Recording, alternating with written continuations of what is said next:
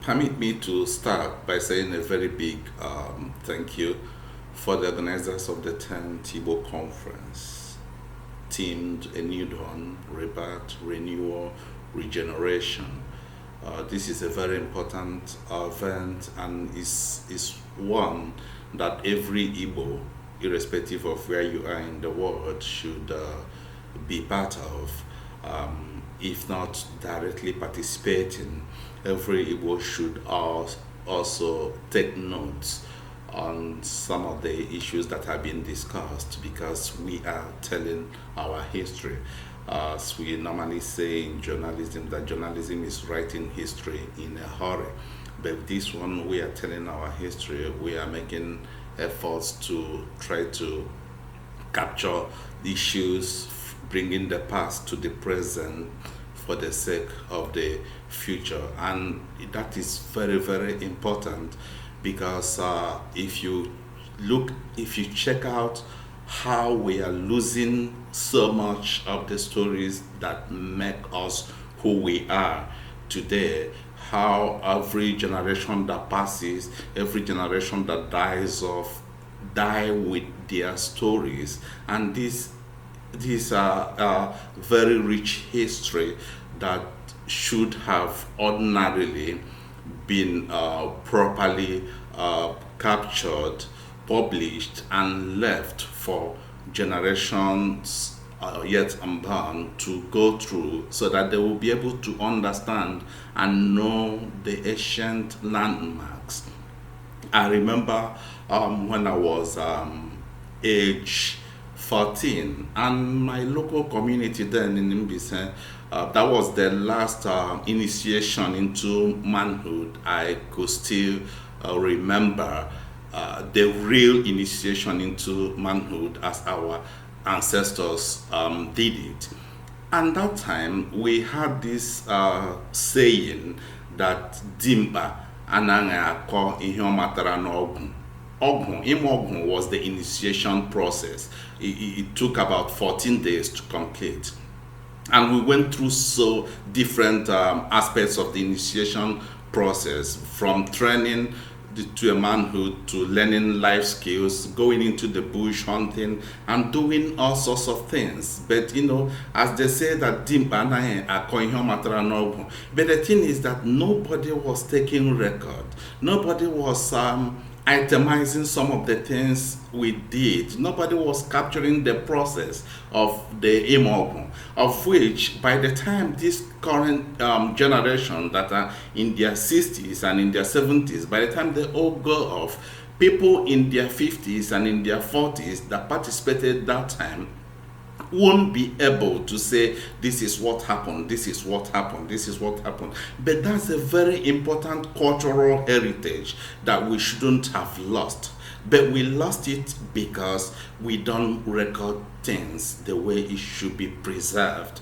We have a culture of there's a kind of cultish followership whereby certain people are said not to be told certain things. You shouldn't know certain things. And those things you're saying that people should not know, the generation that should know those things and carry it to the next generation are those you are denying access to some of those information.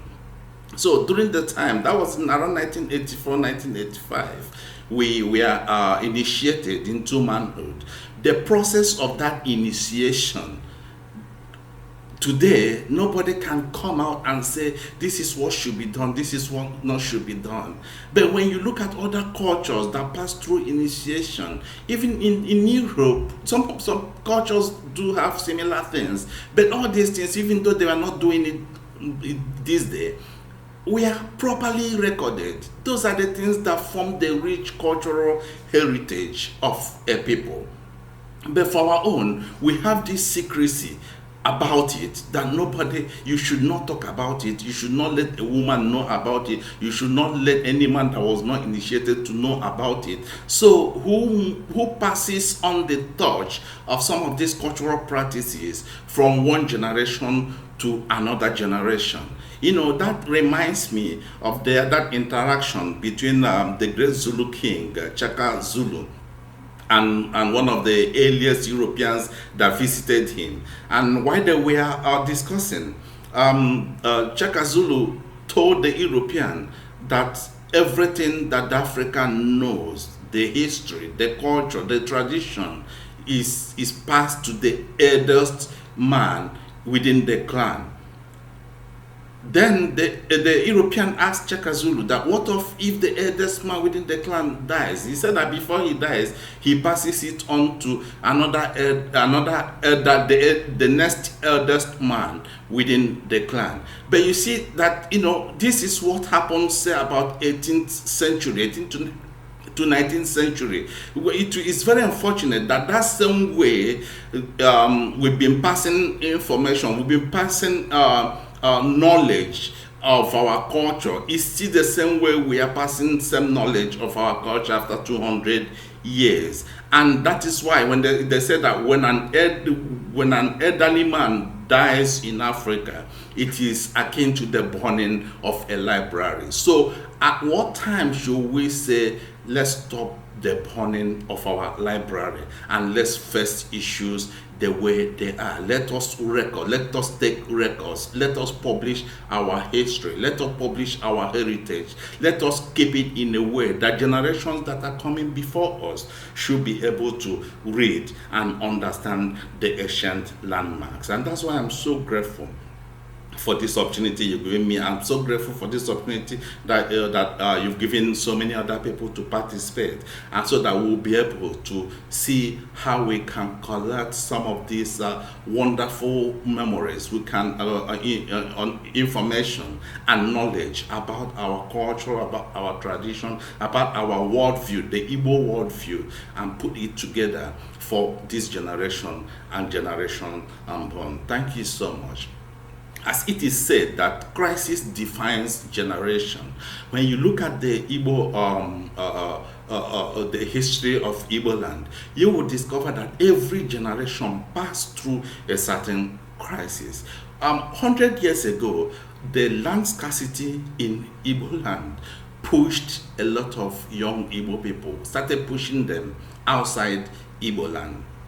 They experienced environmental determinism, and that environmental determinism pushed them outside the borders of Igbo territories, and they started moving to places like today's Western Nigeria, today's Northern Nigeria, and some of them moved to Fanadapo, some of them moved to Equatorial Guinea, to so many places. They keep on being dispersed. But when they move out there, they also experienced hostilities.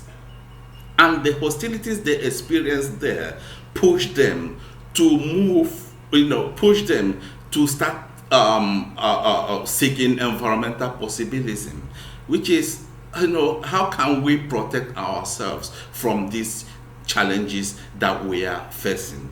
And it was this that gave birth to the Igbo State Union. And the Igbo State Union started bringing a lot of our people together to protect and to look after each other. But when you look at it, it's like a kind of it's like a kind of dilemma. When you say that the Igbo man is so individualistic, then the man that is so individualistic was also the man that came up with the concept of Onyagara Nwanneya. Onyagara Nwanneya becomes the rallying point of everything the Igbo did, everything the Igbo achieved over the last 100 years. Then you ask yourself, how come after all those great achievements, now we have grown like the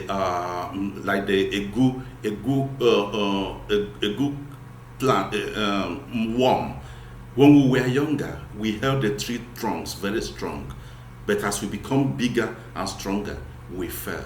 So that is the dilemma that the Igbo man faces individualism and communalism. How can he marry the two to be able to achieve the things he needs to achieve, to be able to remain relevant, to be able to face the challenges of today's world? And when you look at the Igbo State Union and some of the things that Dr. Nnamdi Azikiwe laid down as the president of the Igbo State Union, he captured how these individualistic humans can also live communally, how these individualistic humans can also come together and be able to rally round and grow together and look after one another. Onyaga as a concept is just to make sure that no one is left behind. So that was the stepping stone on which the Igbo were able to achieve some of the greatest things they were able to achieve. Now, when we talk about that was the rebirth we started, then we have to renew it. How are we going to go about it? It was based on Oyagala one name that Dr. Michael Okpara, as Premier of Eastern Nigeria, was able to launch his pragmatic socialism. He couldn't have achieved that without the existence of a communal set of living on which the town unions were based. So how do we go about reincarnating those social mores, those values that made us strong? How do we go about reincarnating all those things that made us who we are as great people in Igbo land? Because when you go through our history, every time we have faced challenges, as I told you, crisis defines generation. It was the crisis that they faced then that defined the concept, that defined that generation, and they were able to come up with that concept of Onyaga Nwanne. Then the next crisis that faced them was even an existential crisis. It was stronger than the one they faced earlier, and that was the crisis of the Civil War. And that generation was also able to rise up to the billing of that, and they survived it, and they were able to bounce back. That war was also driven by that concept of Onyaga Nwanne. So as I'm talking about how can we rise from our resilience, Ibu Anyindanda, that is, we have always risen up like the legendary phoenix, rising from our ashes. But presently, we are also facing existential challenges from every angle, both from our existence as in Nigeria and even within Igbo land. There are challenges all over.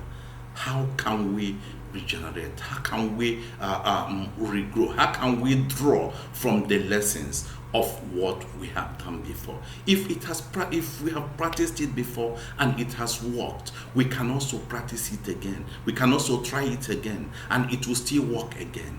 And that's why there is need for us to look inwards. There is need for us to look inwards, to draw our strength from our resilience. And how do we do it? We do it by ensuring that first and foremost, before we start shouting about Akurula, we should first and foremost make sure that before Akurula, we must create a homeland for every Igbo in Igbo land. We must create a homeland that abhors statism. We must create a homeland that will make every Igbo man to see every part of Igbo land as home, whereby he will be able to invest, he will be able to live, he should be able to stay in any part of Igbo land and feel so free, and feel so at ease, and feel so at peace, without anybody reminding him that this is not your state of origin, or this is not your local government of origin, All those things were artificial creations. But Igbo land was not an artificial creation. It was a natural construct. We didn't choose to be Igbo. We found ourselves there. So that's the next step we're going to do. We're going to pursue. And for us to achieve that, we must make sure that Igbo land is livable. How do we make sure that Igbo land is livable? Is to start addressing the challenges that make more and more of our people to leave Igbo land and start seeking the proverbial golden fleet elsewhere. If it is happening elsewhere, if people can go, if opportunities are elsewhere, opportunities can also be in Igbo land. How do we create opportunities in Igbo land for the next generation? How do we create opportunities in Igbo land to even instigate a reverse migration, so that majority of our young people that have migrated outside Igbo land can come back to Igbo land and make it livable? How do we achieve that? That is that regeneration. For us to achieve that, we still have to go back to that concept of Onyagalamanne. We still have to go back to the things that made us so resilient. We still have to go back to the things from which we draw strength from. And that is, we have to start a rebirth of the town unions. We have to start a process whereby both natural leadership and traditional leadership rise to the occasion.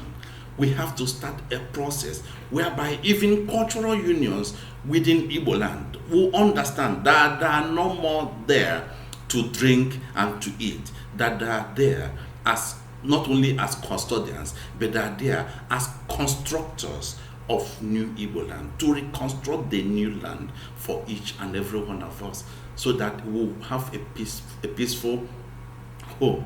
We'll create a home for all, so that no matter where we are, yes, they say that we are itinerant people. Yes, itinerancy, good, but we have to have a base, and we need to create a base. And creating a base is making Igbo land very, very livable.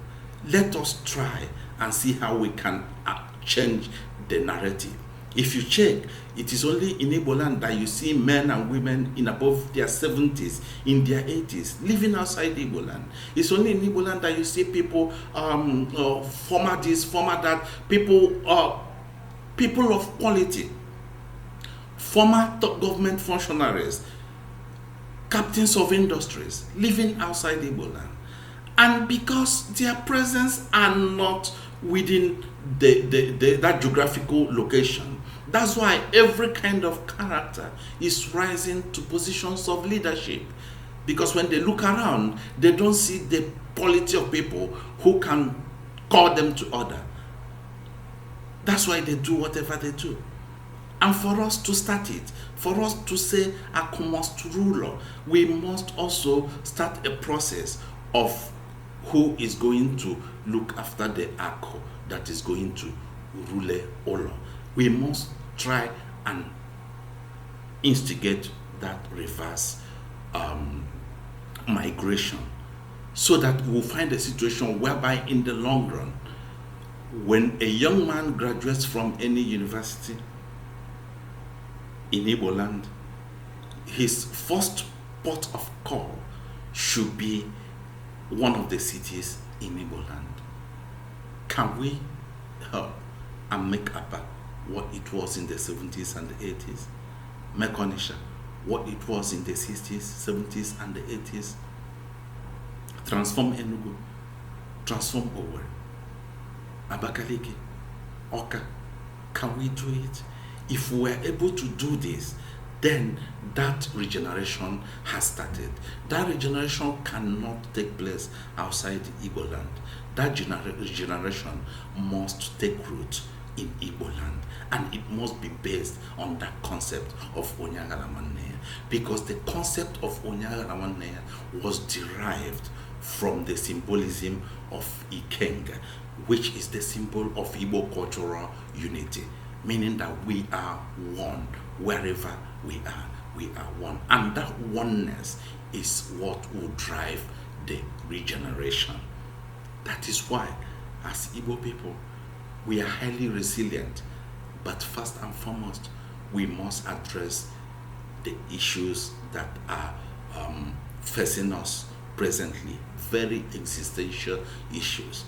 We must make Igbo land livable.